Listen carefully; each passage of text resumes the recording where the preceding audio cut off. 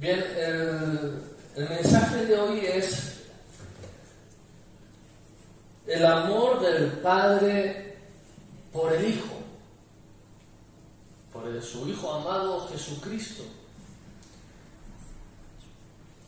Y vamos a leer en Juan capítulo 3, verso 35.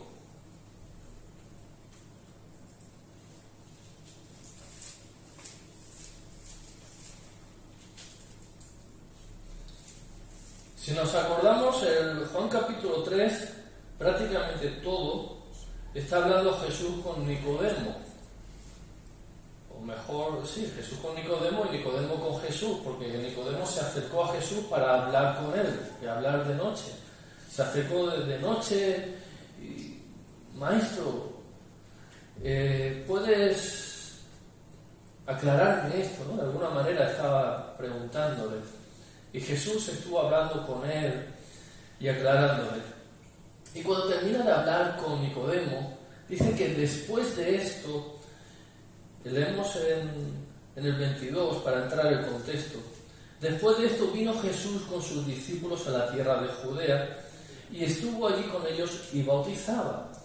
Juan el Bautista, bautizaba también en Enón, junto a Salim, porque había allí muchas aguas y venían y eran bautizados, porque Juan no había sido aún encarcelado. Aquí hace una aclaración, porque luego encarcelan a Juan, lo hacen preso y lo matan y tal, entonces fue antes de eso.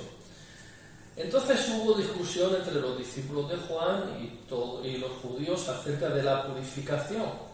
Y vinieron a Juan y le dijeron: Rabí significa maestro, mira, el que estaba contigo al otro lado del Jordán, de quien tú diste testimonio, bautiza y todos vienen a él. Respondió Juan y dijo: no puede el hombre recibir nada si no le fuere dado del cielo. Vosotros mismos me sois testigos de que dije: yo no soy el Cristo, sino que soy enviado de él. El que tiene la esposa es el esposo. Enviado delante de él, gracias. El que tiene la esposa es el esposo, mas el amigo del esposo que está a su lado y le oye, se goza grandemente de la voz del esposo.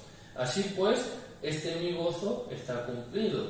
Es necesario que él crezca, pero que yo mengue. Aquí él está aclarando de que, ¿os acordáis de que dije de que yo no era el Cristo? Yo soy un enviado delante del Cristo, preparando el camino, como dice también en el principio del Evangelio. Dice: yo soy la voz de uno que clama en el desierto, enderezar las sendas. Y dice que él no era digno de desatar la correa del calzado de los pies del que tenía que venir. Entonces dice: yo soy enviado delante de él es el Cristo. Y aquí hace una aclaración: yo soy enviado delante de él y este es mi gozo. Así como cuando uno va a una boda y es amigo del novio, pues se goza de que se casa con la novia. Se casa, el esposo se casa con la novia y el amigo se goza del amigo, del esposo y de la novia, y ya está. Pero no es el esposo. Dice: yo estoy aquí, yo me gozo. Lo que está tratando de decir es: yo soy enviado delante de Cristo y Él es el que tiene que crecer, Él es el que a todos tienen que ir a Él, y yo me gozo de ver de que Él crece y de que todos van a Él. Entonces dice: el que de arriba viene es sobre todos, y el que es de la tierra es terrenal. Las cosas terrenales hablan. El que viene del cielo es sobre todos. Y lo que vio y oyó, esto testifica, y nadie recibe su testimonio. El que recibe su testimonio, este atestigua que Dios es veraz, porque el que Dios envió, las palabras de Dios habla, pues Dios no da el Espíritu por medida. Atención a este versículo, por favor. El Padre ama al Hijo y todas las cosas ha entregado en su mano. El que cree en el Hijo tiene vida eterna, pero el que rehúsa creer en el Hijo no verá la vida, sino que la ira de Dios está sobre él. Jesús, hablando de Juan el Bautista, dice que él era el Elías que había de venir. Dice que de los hijos de mujer no había habido ningún profeta mayor, que él era el mayor de todos los profetas. Y es asombroso porque cuando miramos al Antiguo Testamento podemos ver a Noé, podemos ver a Abraham, que también fue llamado profeta, podemos ver al rey David, que también fue llamado profeta, podemos ver a Elías, que hizo descender fuego del cielo, podemos ver a Eliseo, que resucitó muertos también, podemos ver a un montón de profetas, al profeta Jeremías, que tiene un montón de escritos y que él vivió en el tiempo en el que Nabucodonosor vino a Israel y a Jerusalén. Podemos ver un montón de profetas, al profeta Daniel, que tuvo la revelación de los tiempos venideros. El profeta Daniel es comparado con el Apocalipsis y tuvo una revelación tremenda. Pero cuando llega Jesús dice, Juan es mayor que todos. De los nacidos de mujer no hay otro mayor que él. Él es mayor que todos, porque él tiene una misión. Los otros están hablando de los tiempos que han de venir. Están hablando y apuntando al Mesías. Los otros están diciendo en algún momento de la historia cosas que acontecerían del Mesías. ¿Cómo vendría el Mesías? ¿Cómo sería el Mesías? Y cada uno en un gran lienzo va dando una pincelada. Y todos van haciendo un cuadro. Pero dice la Escritura que ese cuadro es sombra y figura de lo que había de venir. Es decir, no estaba completo. Como ayer, por ejemplo, nos hablaba el pastor Daniel. Lo que es una sombra es oscura, pero no nos dice si los ojos son azules, si el pelo es rubio, moreno, no nos dice nada de eso, no nos da esas características. Es una sombra, nos dice más o menos la forma que tiene, nos dice más o menos cómo va a ser, si la sombra es larga, si la sombra es corta, si es más ancha, más estrecha, si tiene más forma cuadrada, más redondeada, nos va diciendo esas características, pero no nos da otros detalles. Pero cuando viene Juan el Bautista, él empieza a preparar el camino del Señor. Él empieza a hablarle a la gente y dice, arrepentíos porque el reino de los cielos se ha acercado, está entre vosotros. El reino de los cielos ya está aquí, se ha acercado. Y cuando los judíos escuchaban esa palabra, era una palabra muy fuerte para ellos. Porque ellos sabían que cuando el rey viniera, entonces destruiría a los enemigos, y todos aquellos que no estuvieran en paz o en reconciliación con el Señor, entonces serían destruidos también. Y eso es lo que acontecerá cuando el Señor vuelva en su segunda venida, que Él regirá con vara de hierro todas las naciones. Lo que no tenían ellos en mente es que el Señor vendría primero para traer paz y reconciliación con su pueblo y la humanidad. Pero cuando Juan el Bautista dice eso, aquellos judíos tenían en mente aquel tiempo en el que Dios restauraría todas las cosas y a sus enemigos los haría polvo. Entonces, de todos los lugares empiezan a salir las personas para ser bautizados por Juan en el desierto. Y esto es tremendo, porque en Jerusalén está el templo, en Jerusalén está el altar del sacrificio, el altar del holocausto, donde se hacen las ofrendas de paz, donde todas las fiestas se hacen allí. Allí están los sacerdotes, los levitas, cantores, todos. Allí está el culto. Pero llega la palabra a Juan al desierto y todos vienen a él al desierto. ¿Por qué? Porque Dios estaba con él. Dice que la voz, dice, vino a Juan en el desierto.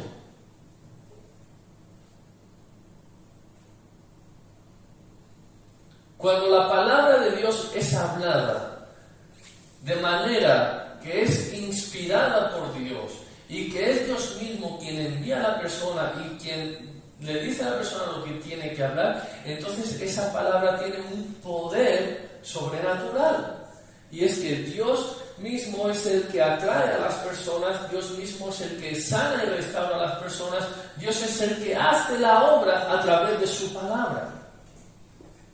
Por eso la gente dejó Jerusalén, dejó el templo y se fue a Jordán. Perdón.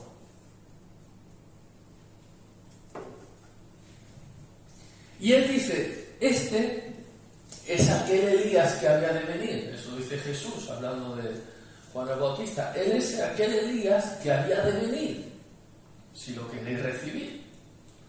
El que tenía que preparar el camino del Señor. Ahora, este versículo 35 que hemos leído dice, Juan el Bautista, hablando de Jesús, dice, el Padre ama al Hijo y todas las cosas ha entregado en su mano. Este versículo es tremendo, porque recordemos que los judíos creen en un solo Dios. Toda la historia estuvieron luchando contra ídolos y Dios estuvo luchando contra los ídolos. Pero ahora se les revela que Dios es Padre, pero también es Hijo. Isaías dice que la Virgen concebiría y daría a luz un hijo, y su nombre sería Admirable, Dios fuerte, Príncipe de paz, Padre eterno. Le da varios nombres, y todos esos nombres corresponden al Padre. Y cuando Jesús va a nacer, el ángel Gabriel le dice a María, dice, y pondrá su nombre Emmanuel, que significa Dios con nosotros. ¿Conoce usted algún Manolo? Manolo es Manuel, que viene de Emmanuel. Así que ese nombre significa Dios con nosotros. Y entonces Jesús tiene un problema con los judíos. Es que él dice que él era el Hijo de Dios. Y los judíos le dicen, si tú dices que eres Hijo de Dios, te estás haciendo igual a Dios. Y es realmente lo que Jesús quiere decir. Lo que Jesús quiere decir es que es el Hijo de Dios, pero es Dios y es uno con el Padre. Y luego también nos enseña y nos habla del Espíritu Santo, que también es uno con el Padre y con Jesús. Y estos tres son Dios. El Padre, el Hijo y el Espíritu Santo. Pero vamos aquí a que todas las cosas han sido entregado en la mano de Jesús. Resulta que Jesús, antes de ser persona, de nacer como una persona, como un bebé, él ya existía en la eternidad. Dice Juan 1:1, en el principio era el verbo era con Dios y el verbo era Dios. Y este verbo más adelante dice, se hizo carne y habitó entre nosotros. Entonces Jesús ya existía en la eternidad, pero en un momento de la historia Él viene y deja su deidad, deja como podríamos decir, su traje de rey, su traje de majestad, se lo quita, lo deja ahí en un rincón y se despoja de todas esas cosas y viene como persona, como hombre, como humano. Él es hijo de Dios, pero en ese momento Él no tiene poder alguno. Ha dejado su poder y su majestad y su gloria allí. Ahora, Él crece Y Él tiene toda decisión de elegir, tiene toda libertad de elegir y de vivir como Él quiera. La Escritura nos dice en Romanos que Jesús es el postrer Adán. Nos dice que Adán es el primero y Jesús es el postrer Adán. Es decir, Jesús está hecho de la misma materia que Adán antes de que pecase. Antes de que pecase, Adán en el huerto, él tuvo elección. Él vivía en una comunión íntima con el Padre. El Espíritu de Dios venía en el huerto continuamente, por la mañana, por la tarde, venía y entonces pasaba tiempo con Adán y con Eva, hasta que pecaron. Ahora Jesús es el postrer Adán. En Él no hay pecado, en Él no hay semilla de pecado, y Él va creciendo y tiene la elección continuamente. Él tiene comunión con el Padre, Él está orando, Él empieza a conocer las Escrituras, alcanza una sabiduría impresionante. A los 12 años Él estaba hablando con los doctores de la ley y estaban asombrados. Y llega un momento en el que Juan dice: el Padre ama al Hijo. El Padre ama al Hijo desde siempre, desde la eternidad. Pero aquí nos da un detalle, dice: y todas las cosas ha entregado en su mano. El Padre ama al Hijo. Todos los padres, por naturaleza, aman a los hijos, pero no le entrega todo. No lo pone todo en las manos de sus hijos. Hay cosas que reservan los padres. Unas porque los niños a lo mejor son niños y a uno se los puede entregar, pero otras, aunque sean adultos, tampoco se las pueden confiar. No se lo puede entregar todo. Por circunstancias, porque a lo mejor no es de fiar el chaval, no sé. Sonríe, Jesús te ama.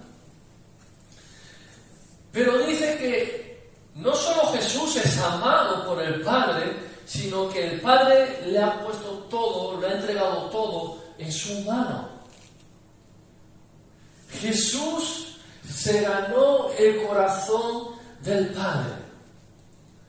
Jesús no solamente era uno con el Padre en la eternidad, pero cuando luego fue hecho hombre, Él siguió viviendo y andando en la voluntad del Padre. La Escritura dice que Jesús en una oración está hablando y dice: Padre, así como tuve la gloria en el principio contigo. Él tenía toda la gloria con el Padre, pero se despoja.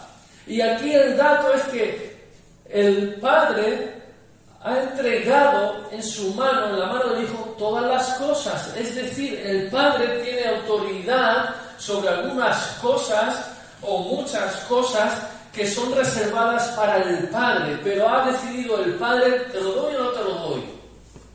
El Padre tiene albedrío, poder y autoridad para entregárselas al Hijo o no dárselas. Y estamos hablando del Padre Celestial y de nuestro Señor Jesucristo. ¿Tiene poder para entregárselas o tiene poder para retenerlas? Pero dice que el Padre ha decidido voluntariamente entregarlo en las manos del Señor. ¿Por qué? ¿Porque lo ama? ¿Te ama tu mamá? ¿Te lo da todo tu mamá?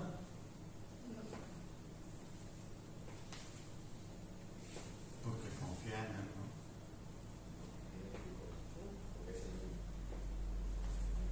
Confía en Él. Es confiable. Todas las cosas las ha entregado en su mano. No solamente porque lo ama, sino también porque lo conoce, porque sabe cómo es. Dice que es uno con Él. ¿Qué quiere decir eso? Que tienen un mismo pensar, un mismo hacer, un mismo sentir. ¿Qué es lo que nos dice la Escritura? Dice que tengamos todos un mismo pensar, que tengamos un mismo sentir, que tengamos un mismo hacer. Eso es lo que nos pide a nosotros. Jesús es uno con el Padre, Jesús es confiable con el Padre, Jesús piensa como el Padre, siente como el Padre, Jesús obra como el Padre. Es más, cuando Él estaba en la carne dice, lo que yo voy a hacer al Padre es lo que hago, lo que oigo del Padre es lo que hablo. Dice, yo no hablo por mí mismo, no juzgo por mí mismo, sino que lo que veo hacer es lo que hago, y las palabras que habéis oído no son mías, son las que oigo al Padre, son las que Él me dice lo que tengo que hablar. Entonces dice que todas las cosas les es dado al Hijo. Y esto es tremendo, porque nos enseña a nosotros cómo podemos obtener todas las cosas de la mano del Señor. La palabra dice que el Padre mismo nos ama. Dice en otro lugar que todas las cosas nos han sido entregadas, que todas las cosas son nuestras, sean principados, sean potestades, sea la vida, sea la muerte, sea Pablo, sí, las personas, los pastores, los profetas, los apóstoles, todo es vuestro, dice la Escritura. Ahora, lo curioso es que esto se lo dice a la iglesia, se lo dice a los discípulos, se lo dice a los seguidores de Cristo, porque hay personas que creen en el Señor y se están alimentando de migajas. Pero hay otras personas que no solamente creen en el Señor, sino que siguen al Señor y entonces ellos tienen acceso a toda la mesa, tienen acceso a todo. Dice que Jesús le dice a los discípulos, a los 70, después de haber ido a predicar el Evangelio, sanar enfermos, echar fuera demonios, y cuando vuelven regresan con gozo y dicen, Señor, a los demonios se nos sujetan en tu nombre. Y dice, he aquí os doy potestad sobre serpientes y escorpiones, y sobre toda fuerza del enemigo, y nada os dañará. Y les da un detalle, pero gozaos, regocijaos de que vuestro nombre esté escrito en el libro de la vida. Nuestro gozo es ver cómo Dios obra a través de nosotros, pero mayor gozo es que nuestro nombre permanezca escrito en el libro de la vida, porque eso es para siempre. Así que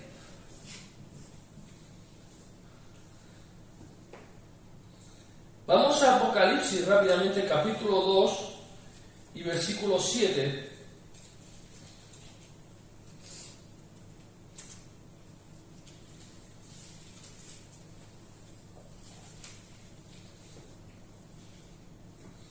Apocalipsis capítulo 2 y versículo 3 son unas cartas que el Señor Jesús le manda al apóstol Juan que escriba para diferentes iglesias, para 7 iglesias concretamente que están en Asia. Y vamos a leer la conclusión de cada una de ellas. Apocalipsis capítulo 2 y versículo 7 dice, el que tenga oído, oiga lo que el Espíritu dice a las iglesias. Al que venciere, le daré a comer del árbol de la vida, el cual está en medio del paraíso de Dios. ¿Por qué puede darnos Jesús a comer del árbol de la vida? Porque el Padre le ha dado a Jesús la autoridad sobre el árbol de la vida. Todas las cosas las ha entregado el Padre en las manos de Jesús. Y Jesús dice en cierto lugar, yo soy la resurrección y la vida, y a quien quiero doy vida. Así como el Padre da vida, y podemos leer en el Antiguo Testamento cómo Dios el Padre resucitó a varias personas, asimismo el Señor Jesús resucitó a varias personas. Vemos el ejemplo de Lázaro, vemos también la niña que fue resucitada, que acababa de morir. Dice, al que quiero, da vida. El Hijo al que quiere, da vida. ¿Por qué puede el Hijo dar vida? porque el Padre le ha dado el tener vida en sí mismo y porque le ha dado poder y autoridad para dar vida a quien Él quiera. Por eso es que Jesús también puede darnos a comer del árbol de la vida. Siguiente versículo, capítulo 2, verso 11. El que tenga oído, oiga lo que el Espíritu dice a las iglesias. El que venciere no sufrirá daño de la muerte, de la segunda muerte. Aquí lo que está diciendo es que hay una muerte que todos tenemos que pasar, que es la muerte de este cuerpo, pero luego está la segunda muerte, que es cuando la persona es juzgada y es condenada, y en este caso va a una eternidad sin Dios, al infierno, al lago que arde con fuego y azufre. Dice, no sufrirá muerte. ¿Y por qué tiene él ese poder para decirlo, para declararlo? Porque dice que todo el juicio, en Juan capítulo 5 y verso 22 dice, todo juicio ha dado al Hijo. Todo. Lo ha entregado en la mano del Señor. Apocalipsis capítulo 2 y verso 17 dice, el que tiene oído, oiga lo que el Espíritu dice a las iglesias. Al que venciere, daré a comer del maná escondido y le daré una piedrecita blanca y en la piedrecita escrito un nombre nuevo, el cual ninguno conoce sino aquel que lo recibe. ¿Por qué tiene ese atrevimiento de decir eso? Dice, le daré a comer del maná escondido. ¿Quién les dio a comer el maná en el desierto? El Padre les dio a comer el maná. Pero luego Él declara, dice, yo soy el pan que descendió del cielo. Yo soy el pan que descendió del cielo. No os dio Moisés el maná, no os dio Moisés el pan del cielo.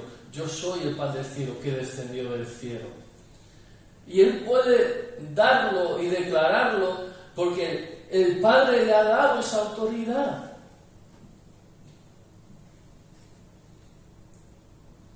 Más, verso 26. Al que venciere y guardare mis obras hasta el fin, yo le daré autoridad sobre las naciones y las regirá con vara de hierro. Y serán quebradas como vaso de alfarero, como yo también la he recibido de mi Padre. Él nos da autoridad sobre las naciones para regirlas, porque Él la ha recibido del Padre. Y porque Él la ha recibido es que puede darlo. No puede dar algo que no tiene. Ninguno de nosotros podemos dar algo que no tenemos. Recuerdo una vez en el mercadillo allí en Yecla, hace años atrás, bastante, y habían dos gitanillos que habían ido al fallo. Al fallo es cuando... Al fallo, pues, a ver si alguno de los que ponen normalmente toda la semana pues, falla, no ha ido esa semana y entonces en ese hueco montan ellos. Eso es ir al fallo. Y en esa ocasión pues fueron dos gitanos, pues no sé si eran compadres, cuñados, alguna cosa de esa. Estaban ahí y le estaba diciendo uno al otro, dice, préstame, dame esto, dame el otro. Dice, no tengo, no te puedo dar porque no tengo. Dice, pídeme 1000 duros. Estamos hablando ya de duros. Pídeme 1000 duros. Dice, pues dame 1000 duros. Dice, no tengo. O sea, no podemos dar lo que no tenemos. Listo. Pero Jesús puede dar esa autoridad sobre las naciones porque Él la ha recibido. Como Él la ha recibido, puede darla a quien Él quiera. Y dice que en este caso se la dará a los que vencieren y a los que guarden sus obras. Confiable. Capítulo 3, verso 5.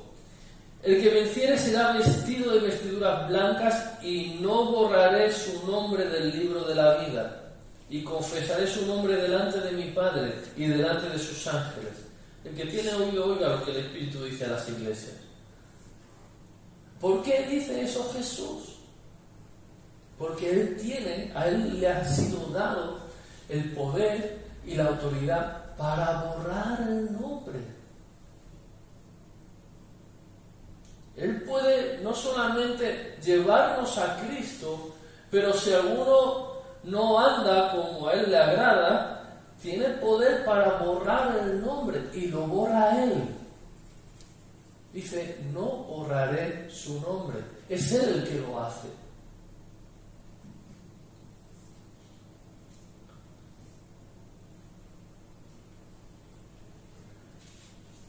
Versículo 12. Al que venciere yo lo haré columna en el templo de mi Dios y nunca más saldrá de allí, y escribiré sobre él el nombre de mi Dios y el nombre de la ciudad de mi Dios, la nueva Jerusalén, la cual desciende del cielo de mi Dios, y mi nombre nuevo. El que tenga oído, oiga lo que el Espíritu dice a las iglesias. Así que aquí vemos una vez más que Él tiene poder y autoridad para hacer de cualquiera de los que creen en Él como una columna en el templo de Dios. Tiene el poder y la autoridad para escribir el nombre de Dios, el nombre de la ciudad, en Él.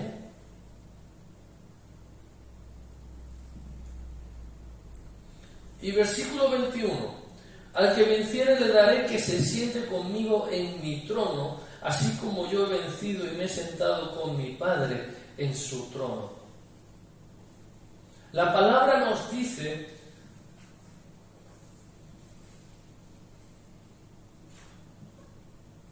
en Efesios 2 y versículo 6 dice que Dios nos ha hecho sentar juntamente con Él en los lugares celestiales. Ahora mismo dice que estamos sentados en los lugares celestiales. Pon el 4, por favor, 4, 5 y 6. Pero Dios, que es rico en misericordia por su gran amor con que nos amó, aun estando nosotros muertos en pecados, nos dio vida juntamente con Cristo. Por gracia sois salvos. Y juntamente con Él nos resucitó. Para Dios ya estamos resucitados. Y asimismo nos hizo sentar en los lugares celestiales con Cristo Jesús. Ahora, una cosa es que ahora mismo estemos sentados en los lugares celestiales con Cristo Jesús, y otra es que estemos sentados en el trono con Jesús. ¿Y por qué puede hacerlo eso? Porque dice que todas las cosas le han sido entregadas a Él. Filipenses capítulo 2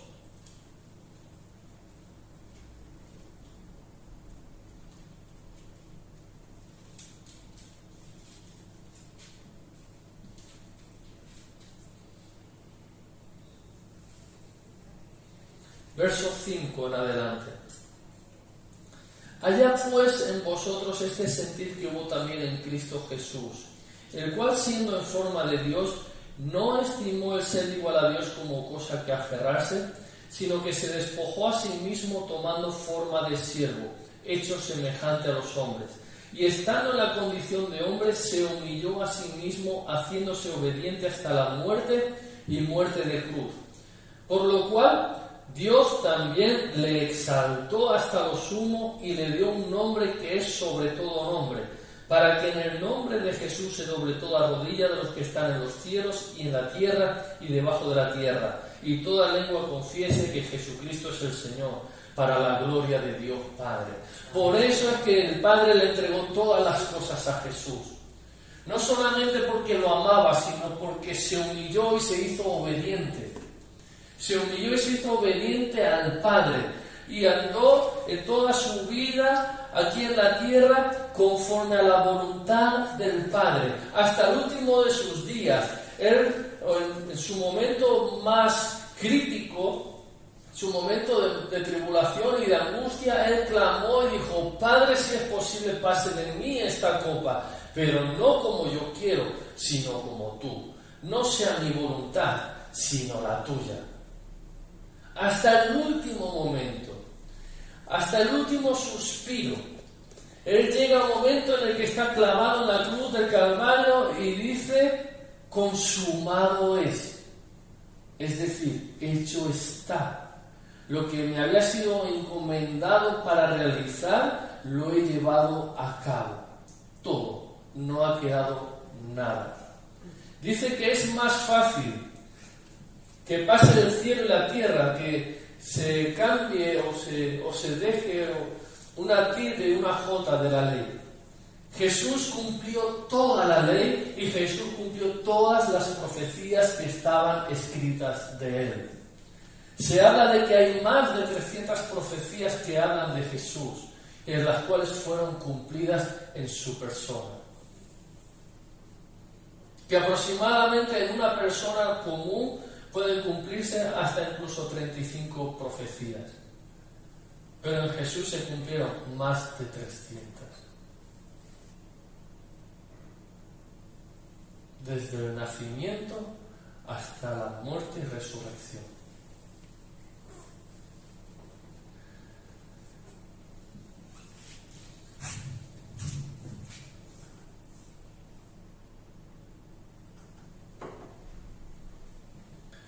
Cuando Jesús está enseñando y Jesús está hablando y Jesús está caminando por aquel lugar y Jesús está caminando por Jerusalén, Judea, por Samaria, por todo aquello, Él está viviendo en lo que es el Antiguo Testamento, pero está introduciendo la ley del Nuevo Testamento, la ley de la gracia, la ley de la fe, el vivir por fe. Él está introduciendo todas estas cosas y al mismo tiempo está cumpliendo un montón de profecías y está cumpliendo la voluntad del Padre. En una de las profecías del Antiguo Testamento dice: sacrificio y holocausto no quisiste, mas he aquí que me preparaste el cuerpo y vengo para hacer tu voluntad.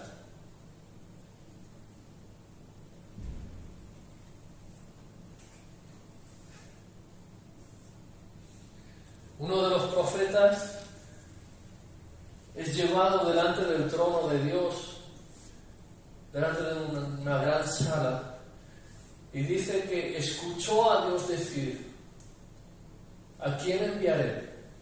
¿Y quién irá por nosotros? En ese momento el profeta responde y dice: heme aquí, envíame a mí. Esa voz del profeta en ese momento al mismo tiempo es una voz profética de lo que Jesús iba a hacer.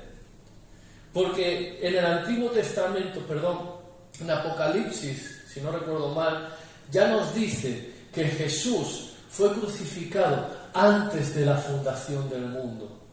Lo que nos está diciendo es que cuando Dios iba a crear al mundo, iba a hacer todo lo que hay en el mundo, lo que vemos y lo que no vemos, todas las cosas, cuando Dios iba a hacer el mundo, Él ya sabía lo que iba a pasar en el corazón del hombre, que el hombre se iba a rebelar contra Dios y que entonces necesitaría un plan de redención. Y en ese momento ya trazaron el plan de redención. Y en ese momento Jesús ya había decidido de ir a la cruz a morir por ti y por mí en nuestro lugar.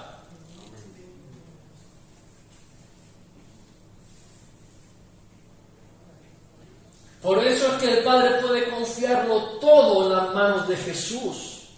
Por eso es que Él es digno de toda la gloria, de toda la alabanza, de todo el honor, de que todos los pueblos le alaben. Él es digno de recibir la honra continuamente de todos, de que toda rodilla se doble delante de Él.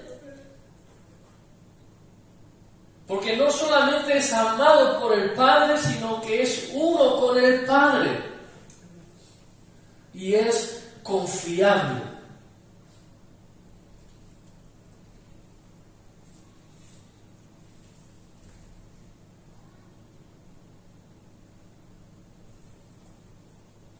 Él merece toda la gloria.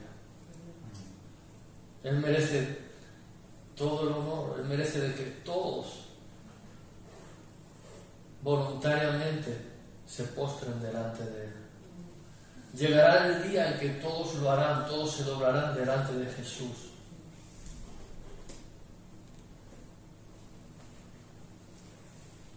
Aquel día cuando Él venga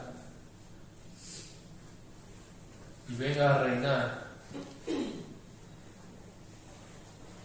dice que sus enemigos se esconderán de Él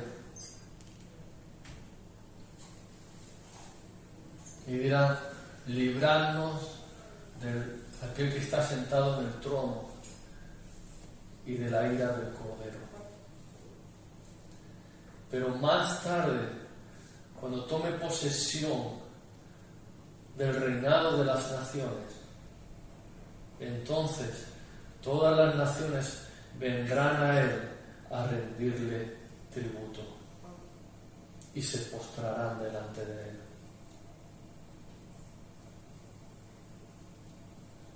Él es merecedor de que todos los pueblos le alaben, le adoren, y todos los van a hacer. Pero mucho mejor es postrarnos y humillarnos voluntariamente delante de Él mientras tenemos tiempo, mientras tenemos oportunidad, porque la palabra de Dios nos dice: humillaos bajo la mano poderosa de Dios y Él os exaltará cuando fuere tiempo. En aquel tiempo, cuando Él venga, ahora mucha gente nos menosprecia, mucha gente se burla de nosotros, mucha gente nos mira de mala manera, pero en aquel tiempo, cuando Él nos exalte, entonces todos se darán cuenta de que nosotros anduvimos con Jesús, estuvimos con Jesús. Él nos exalta, Él nos levanta y todos los demás quedan avergonzados.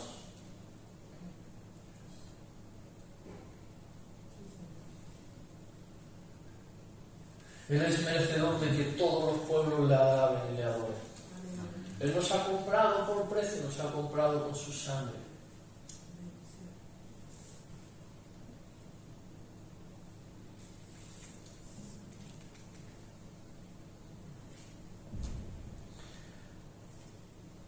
¿Qué nos separará del amor de Dios?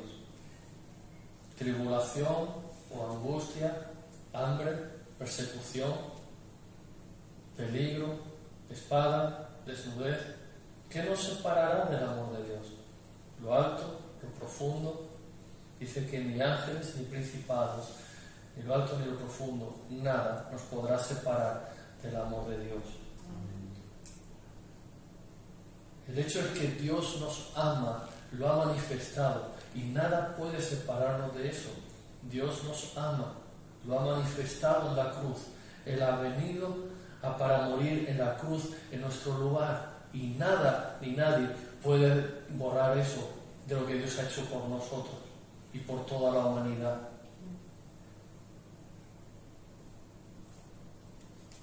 Solo nuestras decisiones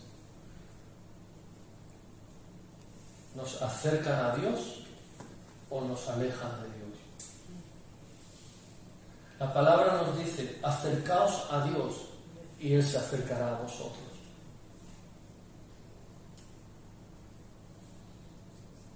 ¿Cuánto quieres de la gloria de Dios en tu vida? ¿Cuánto quieres de la llenura y de la presencia de Dios dentro de ti? ¿Cuánto quieres de las manifestaciones de Dios? ¿Cuánto quieres de la sabiduría y del conocimiento de Dios? ¿Cuánto tú quieres de Él? Acercaos a Dios y Él se acercará a vosotros. Dice que Él no echa fuera a nadie. A todos los que a Él vienen, Él los recibe. Solo nuestra decisión de acercarnos a Él es lo que nos acerca.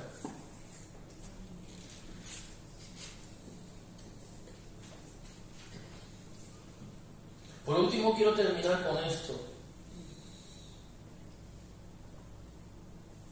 Todas estas promesas tienen una cosa en común.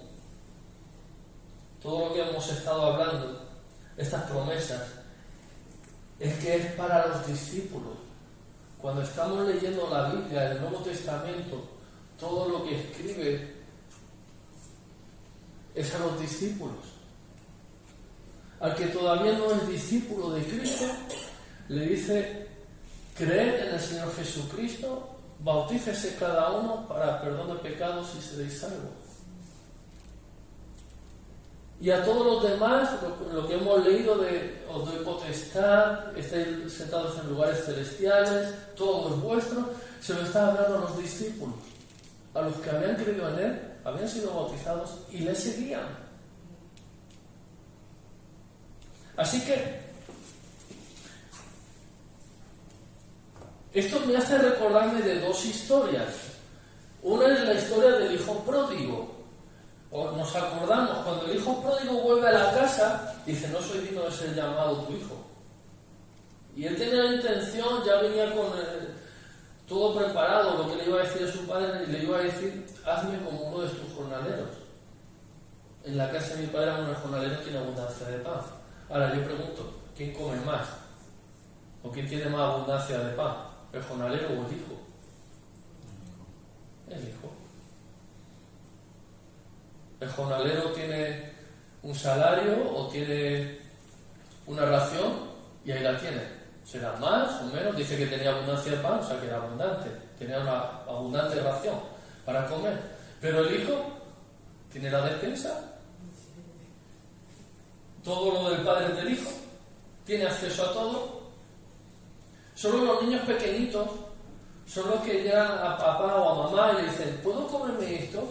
¿Puedo comerme el otro? ¿Por qué preguntan si puedo comérselo o no? Porque muchas veces se le dice: no comas eso ahora, que luego no te vas a comer la comida. Y entonces pues ya no saben si pueden o no pueden comer, pero cuando ya son más grandes, ni preguntan, llegan a ver, comen, tal. Lo único que les dice mamá es: luego quiero que te comas la comida, ¿eh? Pero tiene acceso a todo. Tengo hambre, pues ve y come. Búscate a ver qué te gusta, qué quieres, te lo comes. No hay problema. Y la otra historia es una historia en la que Jesús está caminando, está enseñando, y una mujer sirofenicia de nación, es decir, que no era judía. Recordemos que Jesús vino a los suyos, y los suyos eran judíos. En ese tiempo Jesús no había venido para nadie más, había venido solo para la nación judía.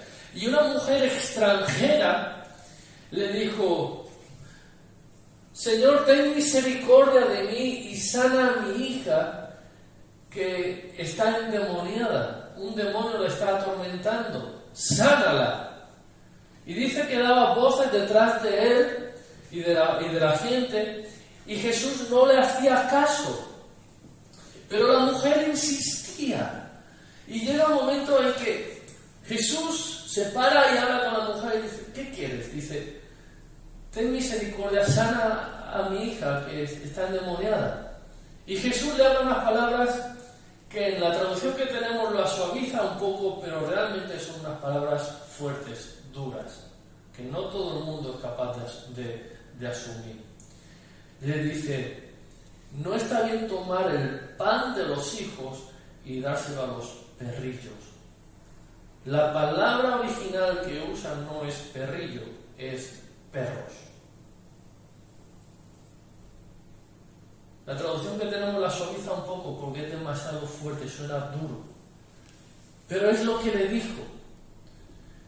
Cuando un judío dice la palabra goyim, está diciendo a un extranjero, le está diciendo eso, le está diciendo: perro, eres como un perro. Y Jesús le dijo eso a esa mujer: no está bien tomar el pan de los hijos y dárselo a los perrillos. Y la mujer le contesta, sabia. Yo no sé ahí lo que tuvo que hacer la mujer o lo que hizo, pero la mujer le dijo: sí, maestro, pero a los perrillos debajo de la mesa de sus amos comen las migajas de la mesa, comen las migajas que caen.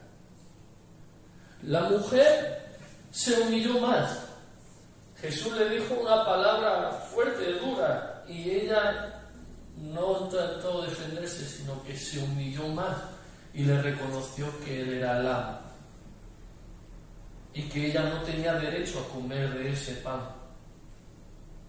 Pero se humilló y al humillarse recibió gracia y su hija fue sanada en ese momento. ¿Qué quiero decir con esto? El pan es de los hijos. Las migajas son para los de fuera. El pan es para los hijos, la iglesia, los que aman al Señor, los que se han entregado al Señor. Las migajas son para los de fuera.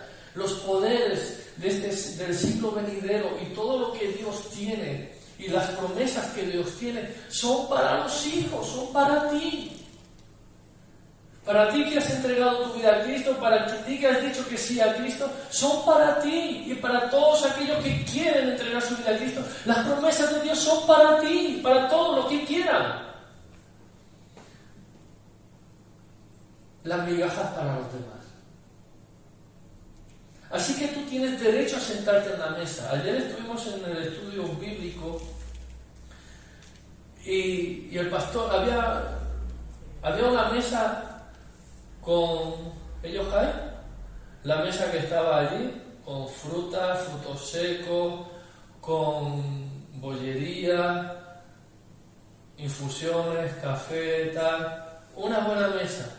Y cada uno de nosotros en el descanso nos acercamos y comimos, era para nosotros. Y cada uno comió lo que quiso hasta que se cansó de comer.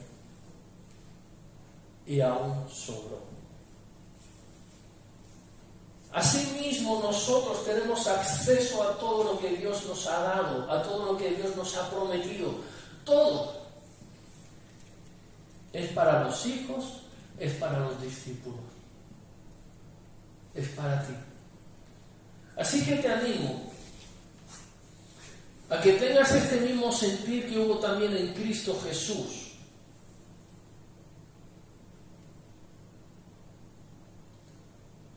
El cual se despojó, se humilló, obedeció y Dios lo exaltó. Te animo a que te humilles delante de Dios, a que te despojes de todo lo que tú tengas, a que seas un creyente y que seas también un discípulo de Jesús y que te acerques con confianza al trono de la gracia para hallar socorro, pero también que te acerques con confianza delante de Dios para pedirle las cosas que Él te ha prometido, porque son para ti, amada iglesia.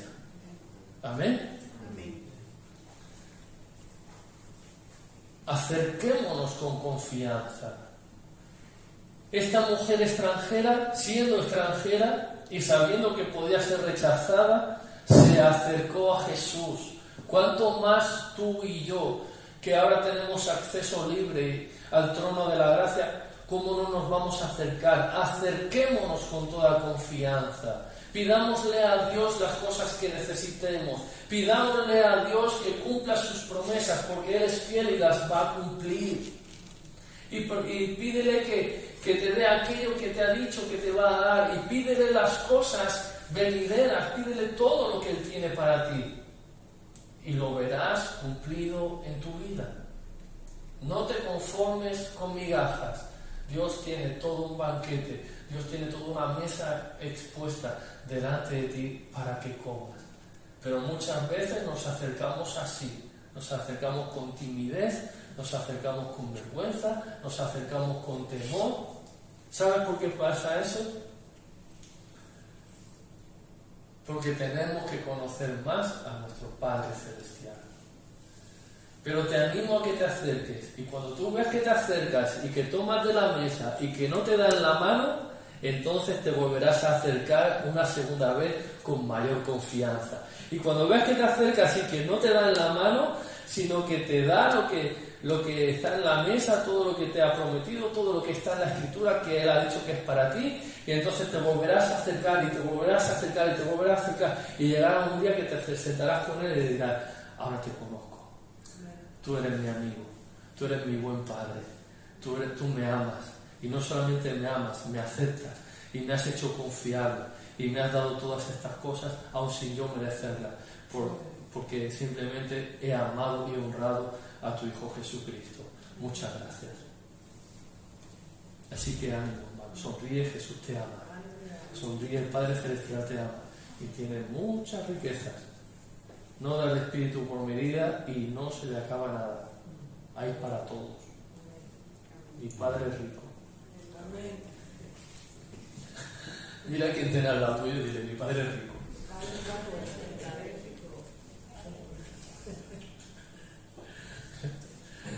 Sonríe, Jesús te ama.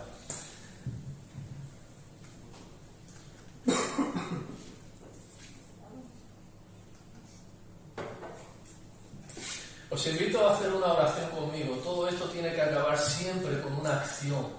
La palabra de Dios tiene que motivarnos a tener una acción, una decisión, tomar una decisión, siempre. Así que les invito a hacer una oración conmigo. Pueden repetir conmigo o pueden hacerla en sus propias palabras, como usted quiera. Puede hacerla susurrando o puede hacerla chillando en altavoz, como tú quieras. Pero hablo de corazón, eso sí. Padre Celestial, gracias porque hasta aquí nos has guardado. Gracias porque nos amas. Gracias, Señor, porque juntamente con Jesús nos das todas las cosas.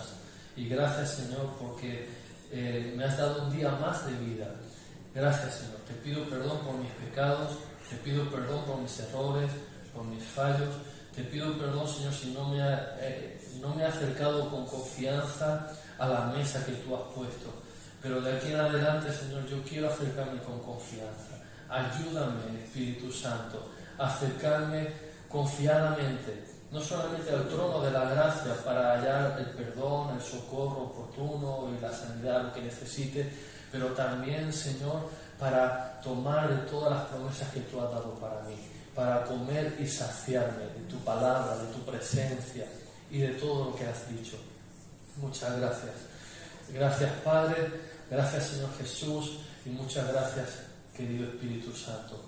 Por favor, Padre, en esta hora yo ruego por tu iglesia. Te pido, Señor, que los guardes en el día a día, en la semana. Los encomiendo en tus manos, a tus cuidados, Señor. Y te pido que tú des a cada uno conforme a su necesidad y que haya abundancia, Señor. Que tengan abundancia hasta que sobre. Y te pedimos, Padre, que abras las ventanas de los cielos, derrames bendición hasta que sobreabunde sobre cada uno de ellos. Que le des trabajo a quien lo necesite, que le des salud a quien lo necesite, alegría, el gozo de la salvación, paz, que haya también, Señor, gozo en medio de la tribulación, incluso que haya victoria. Te pido, Padre Celestial, por tu iglesia. Glorifícate, Señor. Levanta tu iglesia y aviva tu obra en medio de los tiempos. En el nombre de Jesús. Amén, amén y amén.